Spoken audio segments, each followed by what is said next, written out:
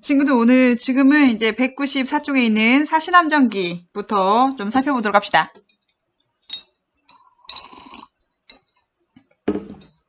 자, 사시남전기에 대한 전반적인 내용 좀 살펴보고, 그 다음에 지문 보면서 또다시 이야기를, 해보도록 하겠습니다.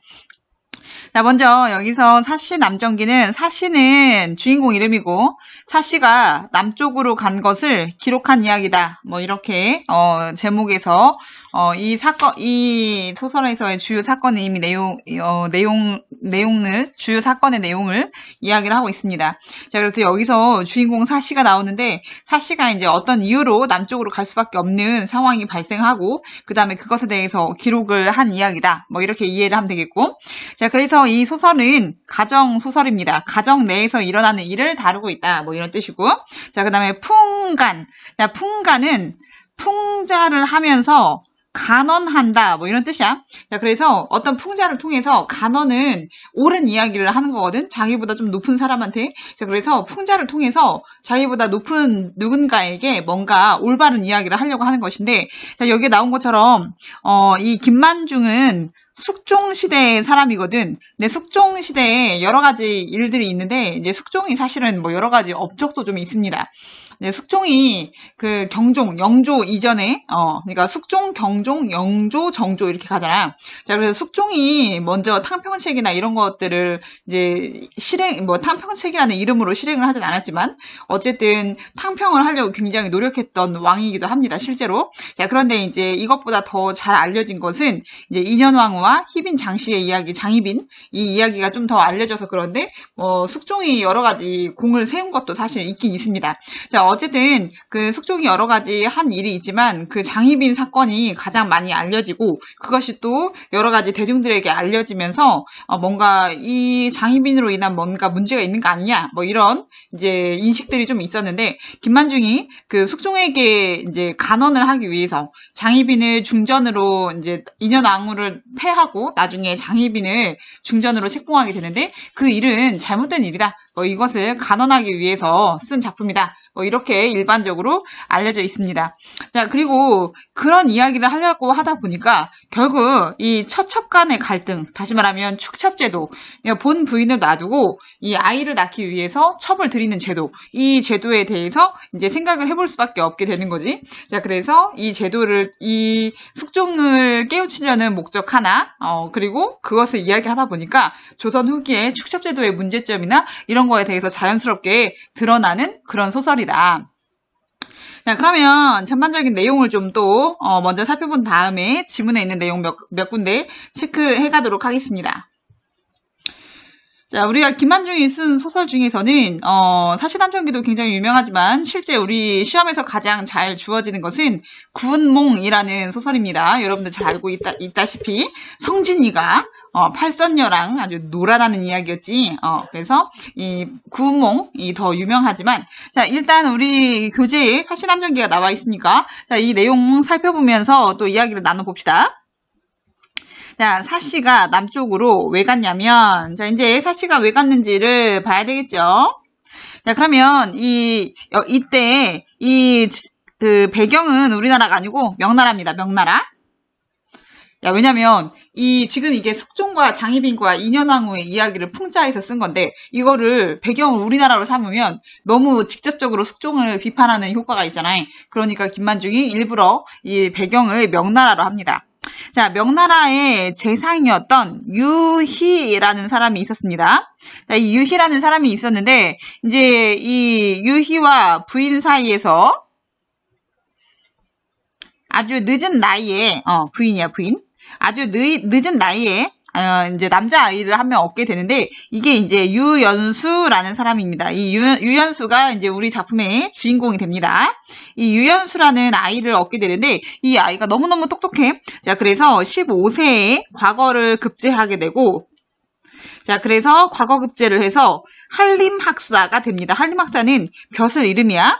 자, 근데 여기서 이제 좀 우리가 주의해야 될 거는, 우리가 고전 소설이 뭐 여러 가지 어려운 점이 있긴 한데, 일단 읽기가 어렵고, 뭐 그다음에 너무 고어가 많아서 읽기 어려우니까 사실적 이해를 파악하기가 좀 어려운데, 이제 그런 문제 하나 하고, 이 고전 소설이 어려운 이유는 이 사람을 칭하는 명칭이 여러 가지가 나옵니다. 자, 그래서 유현수는 당연히 유현수를 칭하는 거고, 이때 이 벼슬을 받게 되면 유한림으로 불릴 수 있고, 그 다음에 유학사로도 불릴 수 있습니다. 그러니까 내가 이면민데 나를 뭐 임선생 뭐 이렇게도 부르기도 하고, 뭐 너희들이 부르는 것처럼 뭐 현미쌤 뭐 이렇게 부르기도 하고, 자, 어떤 사람이 그 직책에 따라서 호칭하는 것들이 달라지는 것처럼 여러 가지가 생길 수 있는 것처럼, 이 당시에도 이 사람이 가지고 있는 그 직책에 따라서 여러 가지로 불릴 수 있는데, 고전에서는 이 내용이 좀 더 심합니다.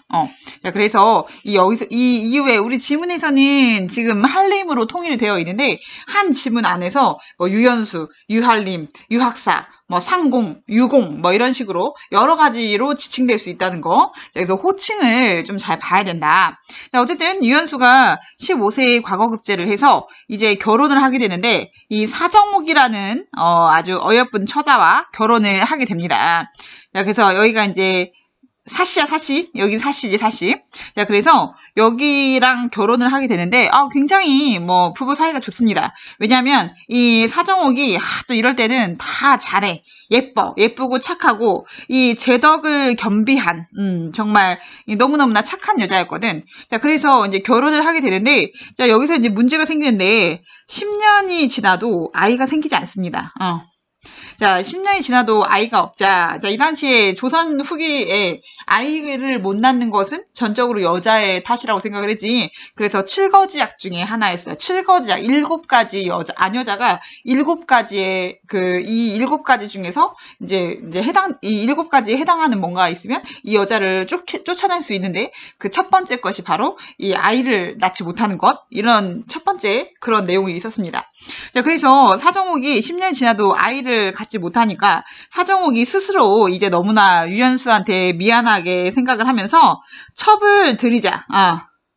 이 첩을 들이자고 먼저 유현수에게 권유를 합니다. 내가 아이를 낳지 못하니 첩을 들여서 아이를 보십시오. 이렇게. 자, 그래서 이제 유현수가 계속해서 난 괜찮다 하면서 이제 거절을 하다가, 이제 계속해서 시간이 지나도 아이가 생기지 않자 이제 사씨의 얘가 사씨야.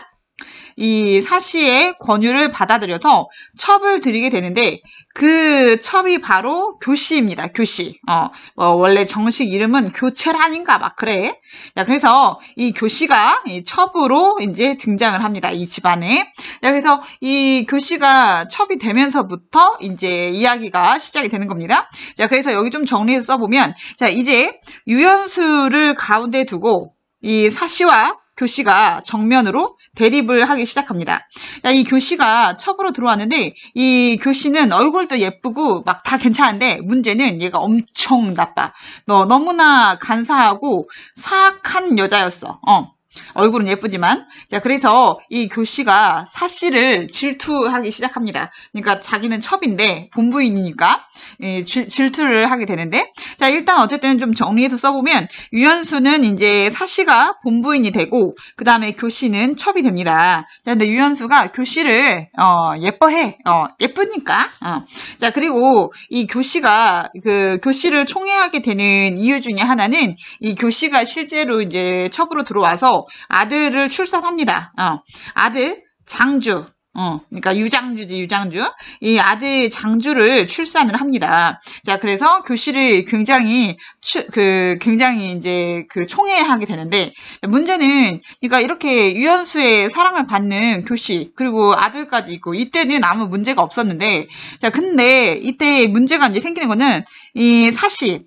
근데 교씨가 이제 애가 나쁘니까 자꾸 막 이상한 음악 같은 거, 막 노래 같은 거 불러가면서 유현수를 꼬시고 막 이럽니다.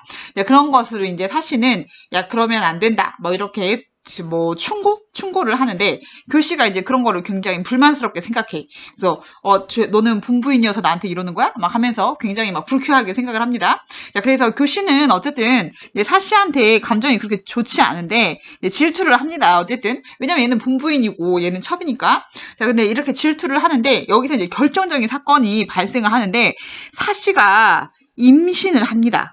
10년이 넘도록 태기가 없었는데 이 10년 이후에 아주 정말 어렵게 임신을 하는데 이 임신을 한 순간부터 이제 교씨의 질투가 폭발을 해버립니다.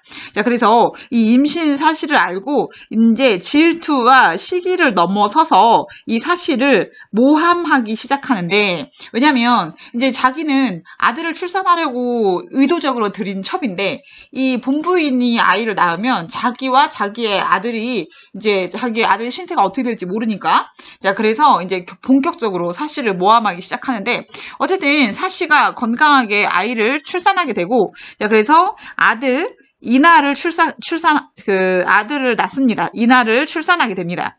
자, 그렇게 되자 이 유연수는 원래 사씨에 대한 사랑이 있었는데 아들까지 낳으니까, 자, 이 아들 이나 출산한 다음부터는 유연수가 이 사씨와 아들 이나를 정말 너무너무 사랑해. 극진하게 총애를 받습니다. 그러니까 이제 교씨가 완전히 이제 막 폭발하는 거야. 자, 그래서 이 교씨의 질투가 폭발을 하는데, 자, 이 당시에 이제 이 집에 하인으로 들어오는 사람이 하나 있는데, 동청이라는 남자가 이제 하인으로 들어옵니다.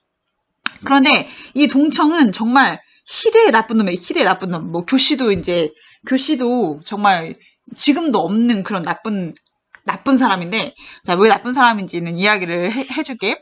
자, 근데 이 동청이라는 이제 하인이 들어오게 되고, 자, 이 교씨가 동청과 연인 관계가 됩니다.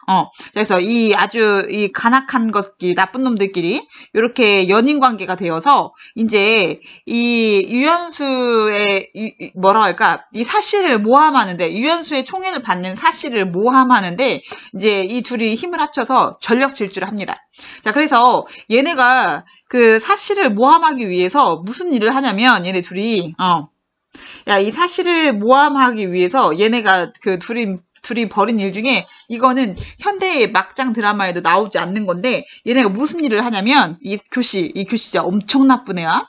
이 교씨가 저지른 일 중에 하나는 이 사씨를 모함하기 위해서 아들 장주를 살해합니다. 자, 그래서 이 동청과 짜고, 이 교씨하고 동청이 서로 짜고 아들을 살해합니다. 이 장주를 살해한 다음에, 장주를 목 졸라서 살해해. 자, 그런 다음에 이 장주가 목 이게 졸라서 살해했으면 이제 이 끈이 있을 거 아니야. 이 끈이 사씨의 방에 있었다 해서 이 장주를 살해한 다음에 이 살해 혐의를 사씨에게 뒤집어 씌웁니다. 야, 그게 얼마나 나쁜 애냐. 지금까지 이런 나쁜 애는 없었다. 교씨 같은 여자는 지금까지 그 현대 막장 드라마에도 없는 거야. 자, 그래서 이렇게 해서 장주가 죽었다고 하니까 이제 유연수도 이제 정말 화가 머리 끝까지 나는 거야. 자, 그래서 이 사씨를 유연수가 집에서 쫓아냅니다. 자, 이 사씨를 집에서 쫓아내고, 자, 그러니까 이제 어쩔 수 없이 사씨가 오갈 데가 없어지잖아? 그래서 사씨가 여기저기 이렇게 떠돌아다니다가, 사씨가 이 시부모의 묘가 있는, 시부모의 묘가 있는 동네에 정착을 하게 됩니다. 자, 그러면서 여기서 이제 혼자 살면서 이제 가정 고생을 다 하게 돼. 자, 사씨를 쫓아낸 다음에 유연수는 이 교씨를 본부인으로 이제 받아들입니다. 자, 그래서 이 교씨를 정실 부인으로 만듭니다. 정실 부인은 본부인을 얘기하는 거야. 그래서 이 유연수가 교씨를 정실 부인으로 만들게 되고, 자, 그런데 여기서 이렇게 해서 그냥 잘 먹고 잘 사느냐? 뭐 이게 끝이 아니고 이 교씨의 악행이 정말 끝이 없습니다. 자, 그래서 원래 교씨의 연인인 동청 있잖아, 동청. 아까 앞에서 이 나쁜 놈이라고 했잖아. 자, 이 동청이 유연수를 또 모함하게 되고, 자, 그리고 이 유연수도 나중에 유배를 가게 됩니다. 자, 그래서 이 다음에는 너무 이야기가 복잡해. 이 교씨가 이 동청과 만났다가 그 다음에 또 다른 남자를 만났다가 막 하면서 이제 막 난리 부르스가 나.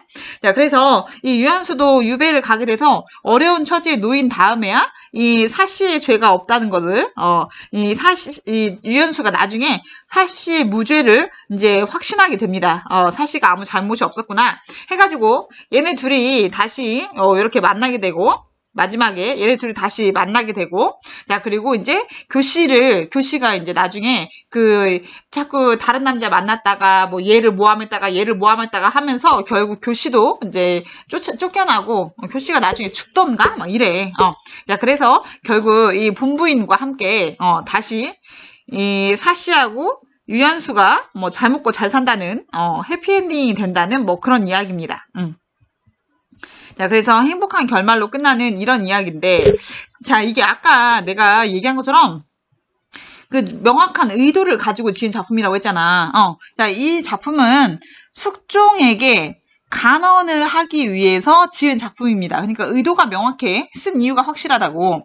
자, 그래서 여기서 왜 이게 숙종한테 이야기를 하려고 하는 건지 알겠지. 자, 여기서 보면 요 정도에서 보면 되겠네. 자, 여기서 보면 여기 유연수 그리고 사씨, 교씨가 의미하는 게 있어. 자, 여기서 유연수는 바로 숙종에 해당이 되는 거지. 유연수가 숙종, 그 다음에 사씨는 인현왕후, 그 다음에 이 교씨가 바로 희빈 장씨, 장희빈에 해당이 됩니다.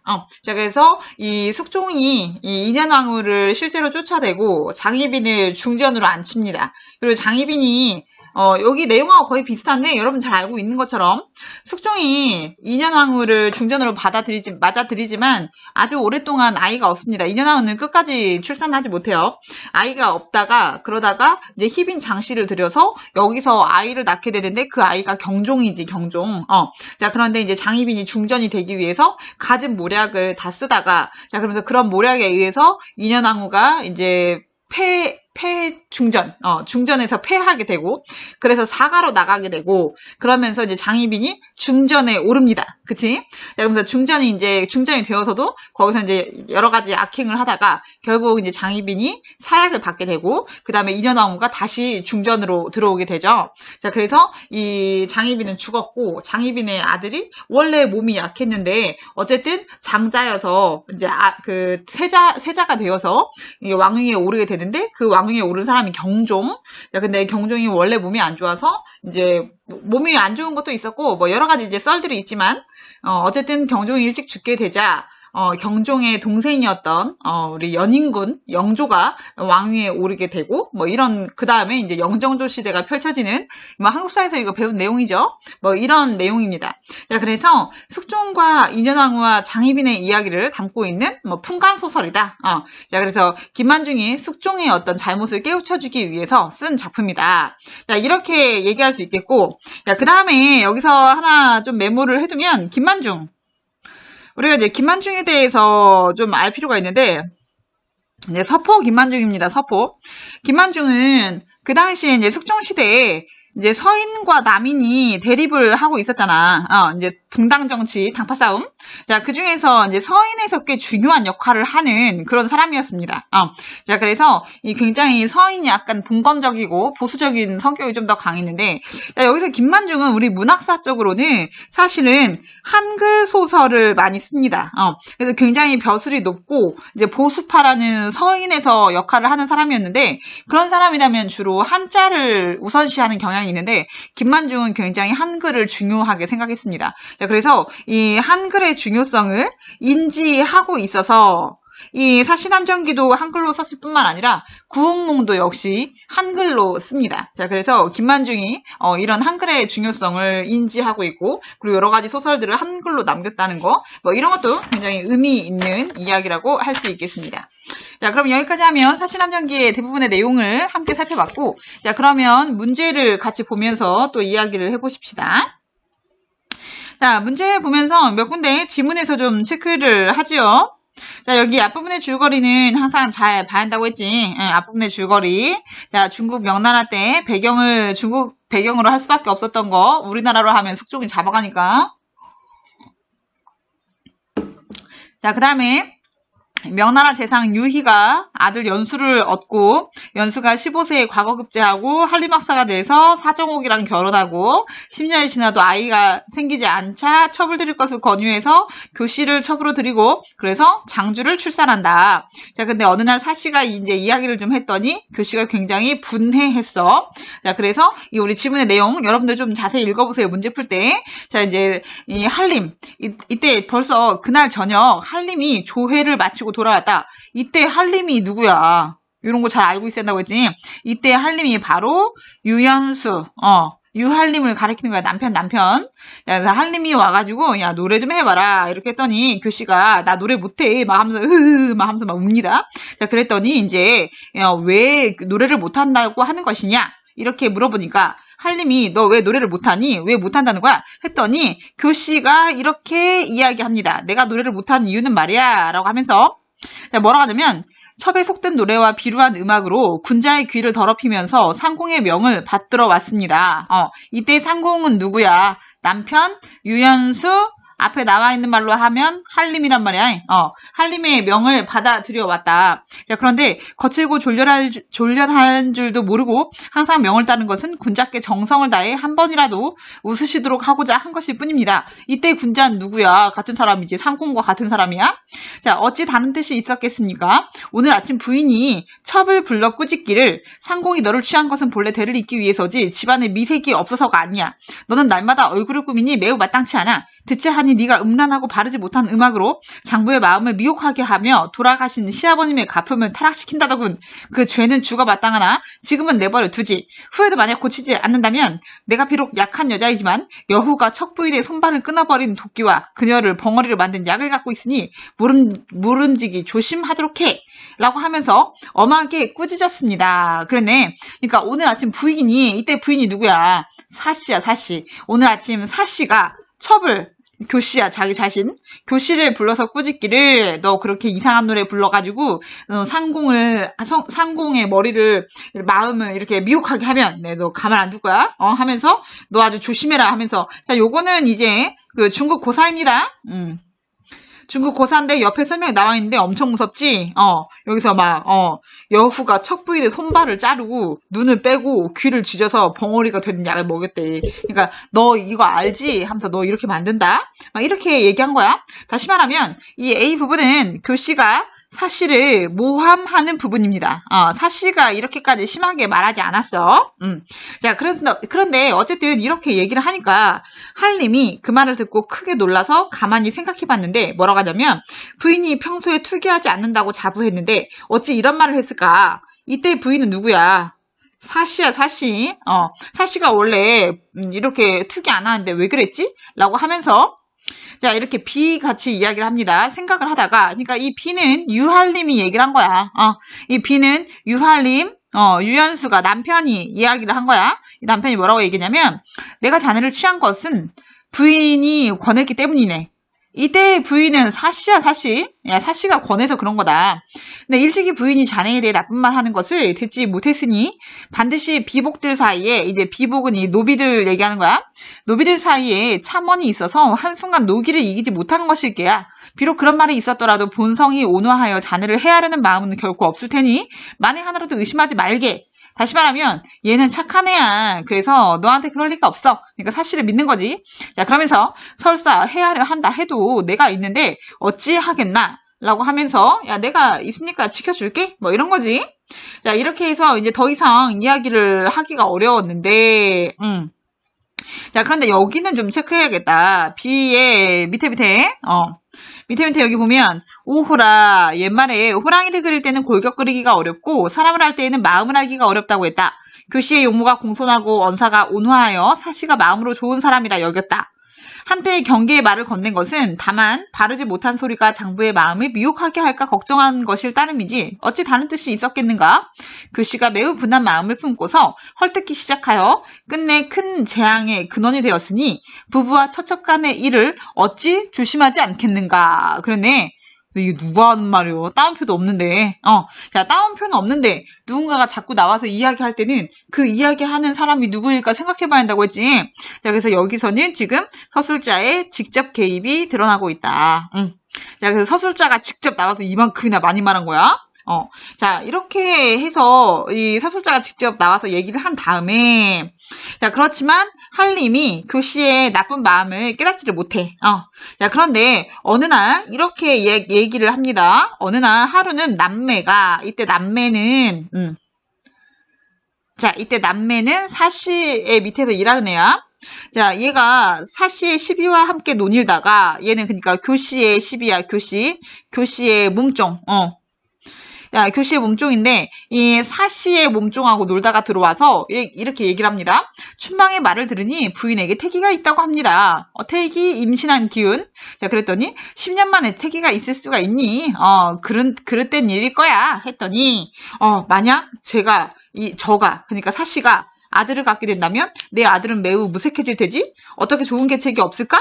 라고 했는데, 계책이 없었다가 급기야 5달이 지나니 태기가 분명해졌고, 시간이 지났어? 자, 이런 것들, 5달 지난 거를 빨리빨리 지금 쓰고 있지. 요약적 서술이야. 자, 그래서 낙태시키는 약을 구해와. 그냥 이 교시는 진짜 막장 드라마. 자, 그래서 낙태시키는 약을 구해왔는데, 다행히 사시가 먹었는데 금방 다 개워내고. 자, 그래서, 자, 여기, 5달 지났고, 10달이 찼어, 벌써. 어머나? 이 1년이 거의 다 갔단 말이야. 그리고 나서 출산해버렸어. 자, 요런 것들은 다, 사건의 요약적 서술이라고 할 수 있다. 자, 그래서, 이렇게 출산을 하고, 자, 그래서 한림이 굉장히 크게 기뻐해서, 기뻐하고 집안 사람들이 모두 떠받들고, 해서 사시가 출산하는 이야기까지 나와 있습니다. 자, 사실 이 뒤에 있는 내용들은 이 문제나 어떤 것에서 출제하기가 좀 적절하지가 않아. 왜냐면 교시가 자기 아들을 죽이고 막 이러는데 이런 것들은 이제 심의에 걸려, 심의에. 이 시험 문제라도 좀 출제하기가 좀 어려운 부분이 있어. 자, 그런데 여기서 교시가 질투를 한 부분이랄지, 이런 부분들은 이미 출제가 좀 이루어진 부분이기도 하다. 자, 여러분들은 여기서 멈추고 문제 풀고 오고 나는 쭉 갈게. 자, 1번 문제 보면 윗글에 대한 설명으로 적절하지 않은 것은 그랬네. 자, 그러면 적절하지 않은 것을 찾아봅시다. 자, 서술자가 직접 개입한 부분 엄청 많았어. 아까 길게 한 번 있었지. 요약적 서술 5달 지나고 10달 지나서 아기를 낳아버렸어. 자, 그 다음에 대화를 통해서 인물 간의 갈등 양상을 드러낸다. 그치? 유한림과 교시와의 대화를 통해서 이 교시와 사시가 대립하고 있다는 것을 알 수 있고. 자, 그 다음에 인물의 심리를 구체적으로 서술하여 전달하고 있다. 그치? 이건 엄청 많이 나오지. 그래서 한림이 크게 놀라고, 이런 부분들. 그 다음에 사시를 의심하고, 이런 부분들. 구체적인 심리를 서술한 부분은 많이 나와 있고. 자, 그 다음에 시대 배경. 이 시대 배경에 대한 얘기는 아예 없어. 자, 그래서 5번이라고 할 수 있겠다.